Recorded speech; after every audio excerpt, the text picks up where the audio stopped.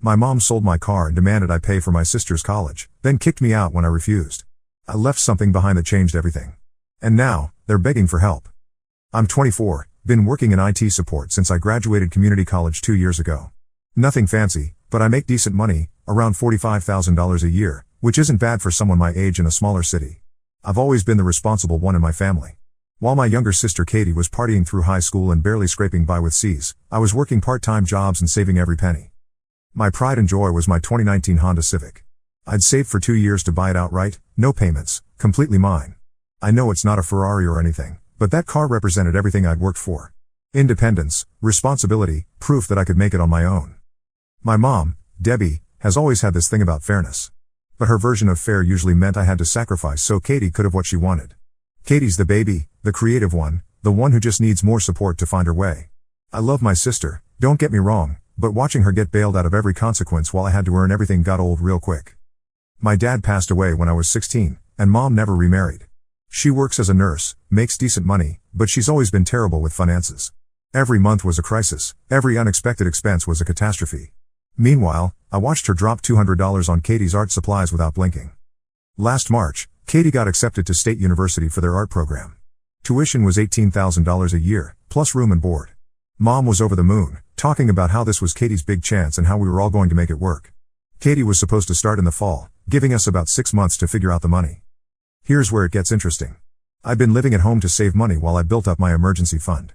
I was actually planning to move out that summer, had my eye on a nice 1-bedroom apartment across town. I'd saved up $12,000 and was feeling pretty good about my future. Then Mom called a family meeting. "We need to talk about Katie's college," she said, settling into her favorite chair with that look she gets when she's about to ask for something big.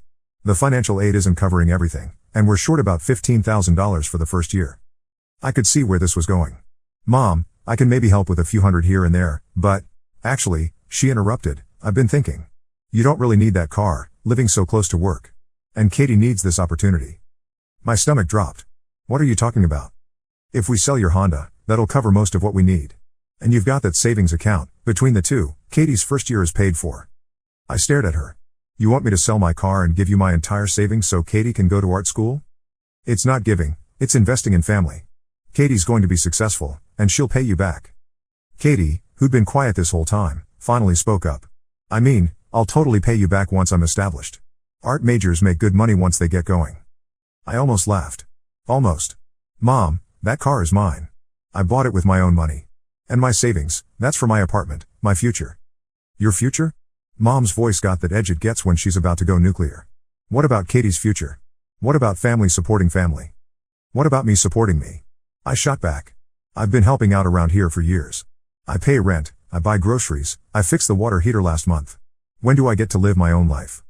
That's when Mom dropped the bomb. "If you're not willing to help family when it matters, maybe you shouldn't be living in this house." The room went dead silent. Katie looked uncomfortable but didn't say anything. Classic Katie, let Mom fight her battles. "Are you seriously threatening to kick me out because I won't give up everything I've worked for?" "I'm saying that adults who live in my house contribute to the family's success. If you can't do that, maybe it's time you found your own place." Here's the thing about my mom, she doesn't make idle threats. I could see in her eyes that she was serious. Part of me wanted to call her bluff, but I'd seen her cut off relatives for less. "Fine," I said. "But I'm keeping my car and my savings." "We'll see about that." I should have known she wasn't done. 2 weeks later, I came home from work to find my car gone. Just gone. I stood in the driveway for a full minute, thinking maybe I was losing it. I called Mom immediately. "Where's my car?" "I sold it," she said, calm as anything. "Got $16,000 for it. That'll cover Katie's first year perfectly." I felt like I'd been punched in the gut. "You sold my car? How is that even legal?" "It was parked on my property. Abandoned vehicle laws are pretty clear." "Abandoned? I drove it to work yesterday." "You've been living here rent-free.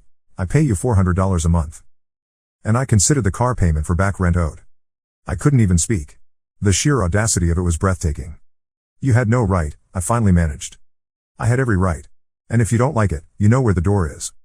That night, I called the police.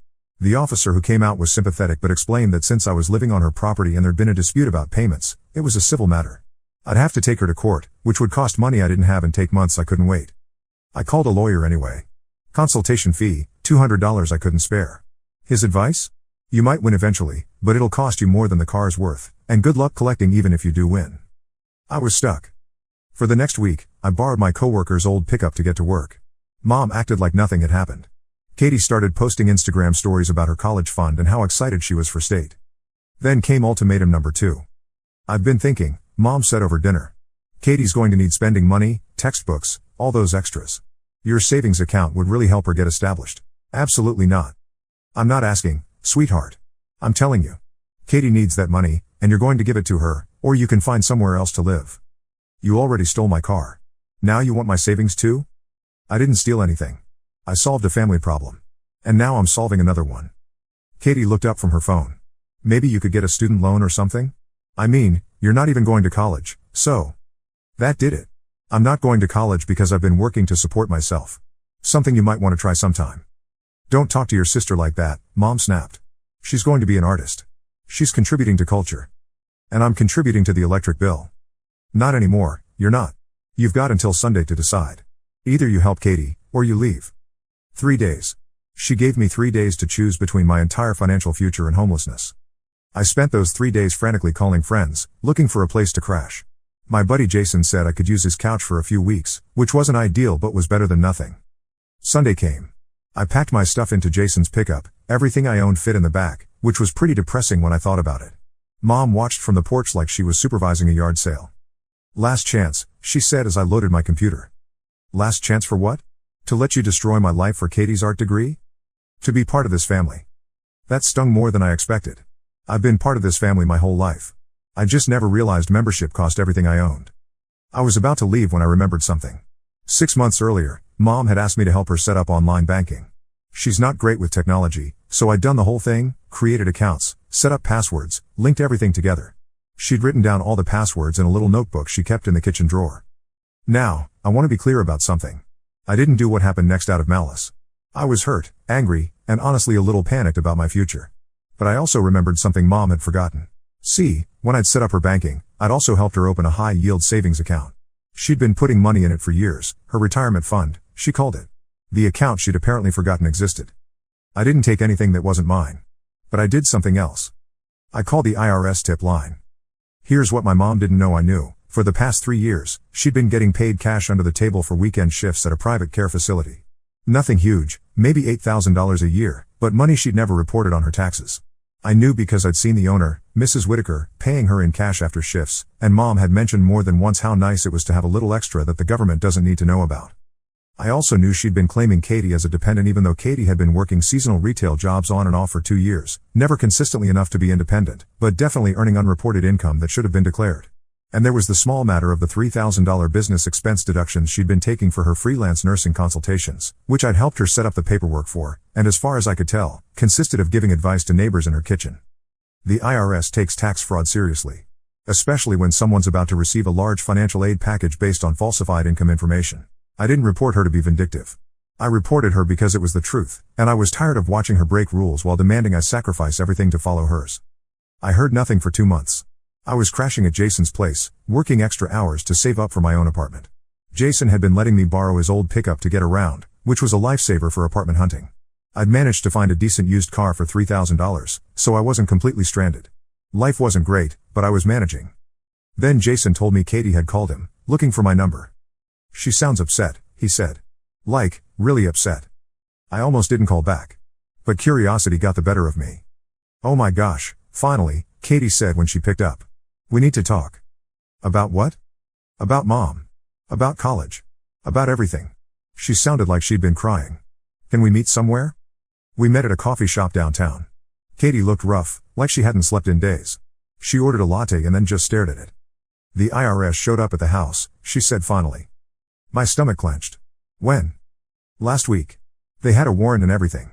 They went through Mom's files, her computer, all her bank statements. Katie looked up at me. Did you know she had another savings account with $23,000 in it? Separate from her main checking? $23,000. While she was stealing my car and demanding my savings, she had $23,000 sitting in an account she'd apparently set up years ago and then forgotten about in all her financial chaos. She never mentioned it, I said carefully. They froze everything. All her accounts, pending an investigation. And they contacted the college. Katie's voice cracked. My financial aid is suspended pending the investigation. They think Mom lied about our income. Did she? Katie was quiet for a long moment.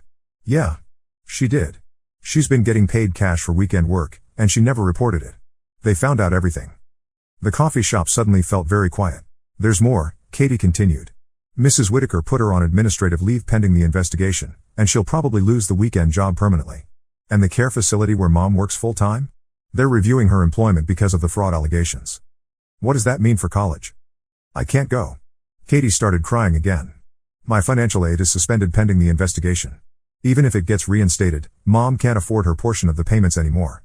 Her lawyer says she might owe thousands in back taxes and penalties. I should have felt vindicated. I should have felt like justice was served. Instead, I just felt tired. I'm sorry, Katie. Are you? She looked at me with red, puffy eyes. Because Mom thinks you reported her. What makes her think that? Because you're the only one who knew about the cash payments. She told me about asking you to set up her banking, and how you would have seen everything. I didn't confirm or deny it. What do you want me to say? I want you to say you'll help us fix this. How exactly would I do that? Talk to the IRS. Tell them it was a misunderstanding. Maybe if you vouched for her. I almost laughed. Katie, do you hear yourself? Mom stole my car and kicked me out for refusing to give up my life savings.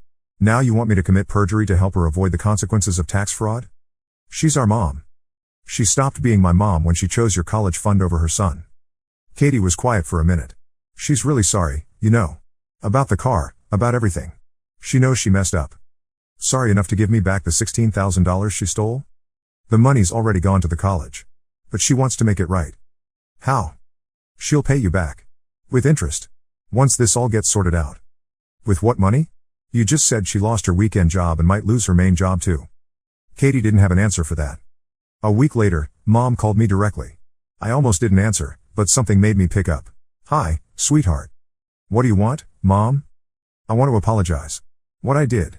Taking your car, forcing you out. It was wrong. I waited. I was so focused on Katie's future that I forgot about yours. That wasn't fair. No, it wasn't. I know you reported me to the IRS. Do you? You were the only one who knew about the weekend money. And honestly, I probably deserved it. I wasn't being honest about my income. This was not the conversation I'd expected. So what happens now?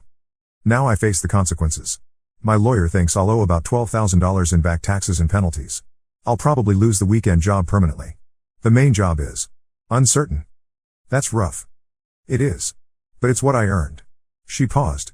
What I really called about is Katie. What about her? She can't go to state for fall semester as planned. Her financial aid is suspended pending the investigation, and even if it gets sorted out by spring, I can't afford my part anymore. She's looking at community college now. I'm sorry to hear that. There's a community college program she could start with. Transfer later, maybe. But she'd need to live at home, and Mom's voice got small. I can't afford the house much longer. Not with the tax bill and possibly losing income. I could see where this was going. You want me to move back home? I want my son back. And yes, we need help with expenses.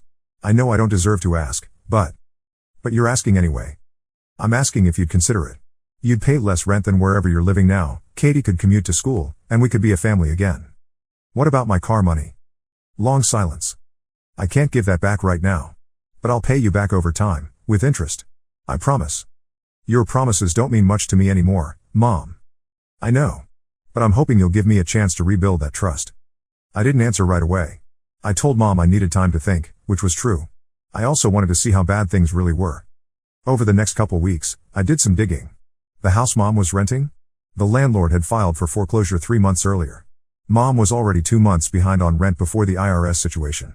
Katie's dreams of state university? Even if the financial aid got sorted out, there was no way Mom could afford her portion. Jason was getting tired of me on his couch, not that he said anything, but I could tell. I'd found a small apartment I could afford, but it was pretty grim. Tiny studio in a rough part of town, barely big enough for a bed and a mini fridge. Then Katie called again. Mom's moving in with Aunt Nancy, she said without preamble. In that tiny apartment? There's barely room for Nancy. That's what I said. But Mom says it's temporary, just until she gets back on her feet. What about you? That's why I'm calling. Mom said you might be willing to help. I almost hung up. Katie, not with money. With a place to stay. Just until I can get through the community college program and transfer somewhere I can afford. You want to move in with me? I know it's a lot to ask. But I looked up that apartment you're thinking about renting. It's in a really bad area. She wasn't wrong. There's a 2-bedroom place for only $200 more, she continued. If we split it, you'd actually pay less than the studio. And you'd pay for this how? I got a job at Target. It's not much, but I can cover my half of rent and groceries. I already talked to the community college about their art program. I can start in January. This was not the Katie I knew.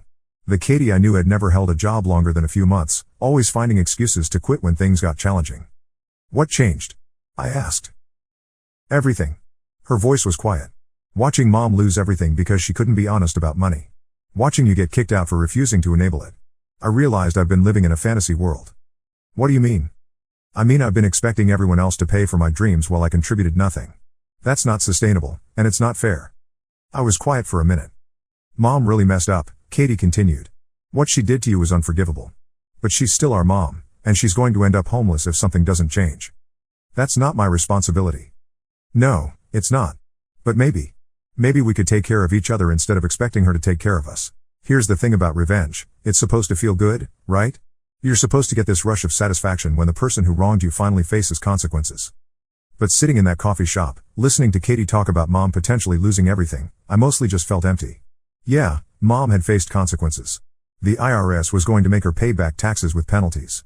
She'd lost her weekend income and might lose her main job. She was about to lose her home. And Katie had lost her dream college, at least for now. Had justice been served? Probably. Did I feel good about it? Not really. I thought about what my dad would have said.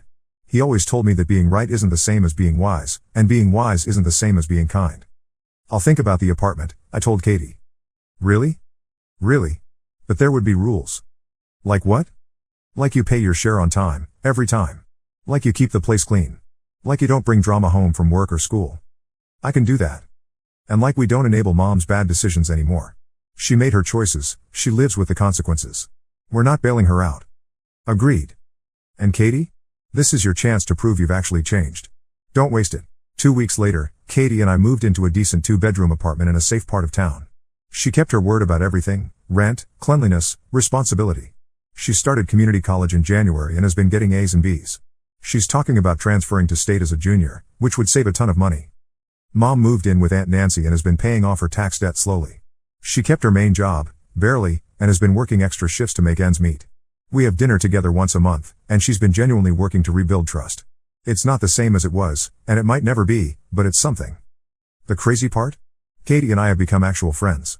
Living together as equals instead of in some weird family hierarchy has been good for both of us. She's more responsible than I ever thought possible, and I'm less stressed without constantly worrying about family drama. Last week, Katie got her acceptance letter to state for the fall. She'll be going as a junior, which means she'll save 2 years of tuition. Between her savings from working, financial aid, and a small scholarship she earned for her portfolio, she can actually afford it. I couldn't have done this without you, she told me. Not just the apartment, but showing me that I had to take responsibility for my own life. You did the work, Katie. I just stopped enabling you to avoid it. Still, thank you. That night, I got a text from Mom, saw Katie's acceptance letter. I'm proud of both of you. And I'm sorry it took almost losing everything for me to realize what really mattered. I didn't respond right away. I'm still working on forgiving her, and that's okay. Some things take time. But here's what I learned from all this: sometimes the best revenge isn't revenge at all. Sometimes it's just refusing to participate in someone else's dysfunction and building something better for yourself. Mom thought she could force me to sacrifice my future for Katie's dreams. Instead, Katie and I both ended up with better futures than we would have had under Mom's plan. Katie learned responsibility and earned her way to college. I learned to set boundaries and stopped being the family's perpetual safety net. And Mom? Mom learned that actions have consequences, even when you're a parent. Especially when you're a parent. The IRS investigation wrapped up last month. Mom owed $11,800 in back taxes and penalties, which she's paying off over 3 years. She'll be fine, eventually. But she'll never again assume that family means unconditional financial support flowing in one direction. Sometimes the best lesson you can teach someone is that their choices have consequences. Even when that someone is your mom. Especially when that someone is your mom. Update: a lot of people have been asking what happened to the car money. Mom started paying me back $200 a month 6 months ago. At that rate, I'll have it all back, with the interest she promised, in about 4 years. It's not ideal, but it's something, and she's actually been consistent about it. Also, Katie surprised me last month by insisting we split the payments from Mom 50-50. You lost your car for my college fund, she said. The least I can do is help pay you back. So yeah, maybe we're actually becoming a functional family. Just took a complete breakdown and rebuild to get there. Who would have thought?